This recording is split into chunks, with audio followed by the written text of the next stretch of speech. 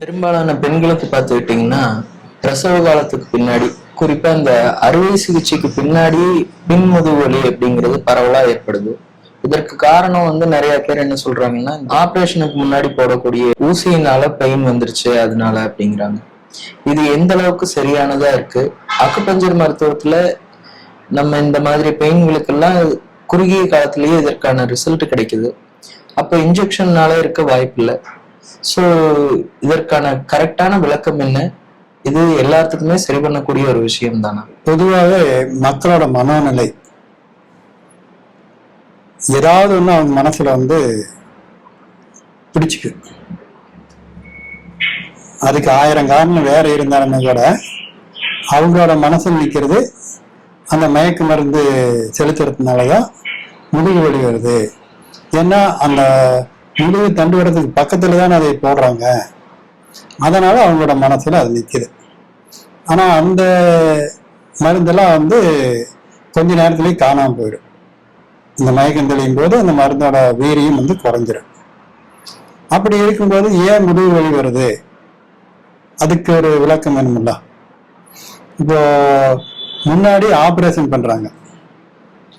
இந்த ஆப்ரேஷன் பண்ணும்போது என்ன ஆகுதுன்னா, ஆரம்ப காலத்துல எல்லாம் நெட்டா மேல இருந்து கீழே, தொப்புல இருந்து கீழே அந்த பிறப்புறுப்பு வரைக்கும் கட் பண்ணிட்டு இருந்தாங்க.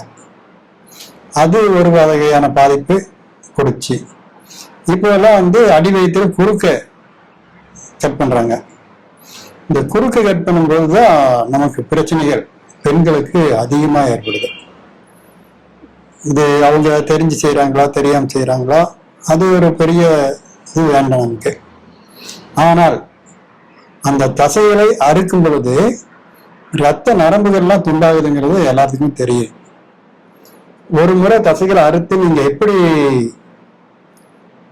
தையல் போட்டாலுமே ஒவ்வொரு நரம்புகளை எடுத்து நம்ம ஒட்ட வைக்கிறது இல்லை. துண்டானது ரத்தம் வராமல் கொஞ்ச நேரத்துலையும் முடிச்சான ரத்தம் நின்று அப்புறம் நாங்கள் அதை தையல் போடும்போது அவங்களுக்கு கொஞ்சம் கொஞ்சமா அந்த மேல் புண் ஆறும். ஆனா உள்ள அந்த ரத்த ஓட்ட தடைதான் எனக்கு சுத்தமாவே ஓபன் பண்ணிடுறாங்க. அதுதான் காலப்போக்கில் என்ன ஆகுதுன்னா, அந்த தையலுக்கு மேல சுருக்கா வர அந்த வயிற்ற தொட்டு பார்த்தாவே ஒரு செத்து போன ஒரு உயிரை தொடுற மாதிரி இருக்கும். அதுல எந்த விதமான உணர்வுகளும் இருக்காது. அவங்களுக்கு உள்ள குடலுக்குறையெல்லாம் நிறைய பிரச்சனைகள் ஏற்பட்டுருது. அப்புறம் இந்த பிரச்சனைக்கு அவங்க நிறைய வாழ்நாள் முழுக்க மருந்து மாத்திரைகள் சாப்பிட்டு தான் இருக்கிறாங்க. அப்போதைக்கு வலி குறைஞ்சிட்டு இருக்குது, மறுபடியும் மருந்து மாத்திரை சாப்பிட வேண்டியது, இது காலத்துல ஓடிட்டே இருக்குது. நம்ம அக்குபஞ்சர் சிகிச்சையில என்ன சொல்றது அப்படின்னா, அந்த சக்தி ஓட்ட பாதைகள் துண்டிக்கப்படுது.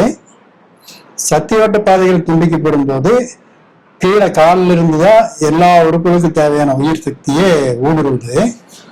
அப்ப அந்த அறுவை சிகிச்சையினால அந்த சக்தி ஓட்ட பாதையில துண்டிக்கப்பட்டு மேல வயிற்றுக்கு மேல, அடி வயிற்றுக்கு மேல இருக்கக்கூடிய எல்லா உறுப்புகளுக்குமே சீரா கிடைக்கிறது இல்லை.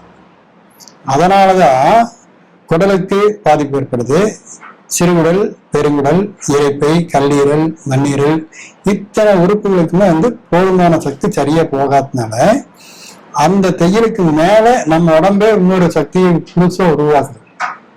அந்த உருவாக்குறது தான் அந்த தோலெல்லாம் சுருக்கா போறது.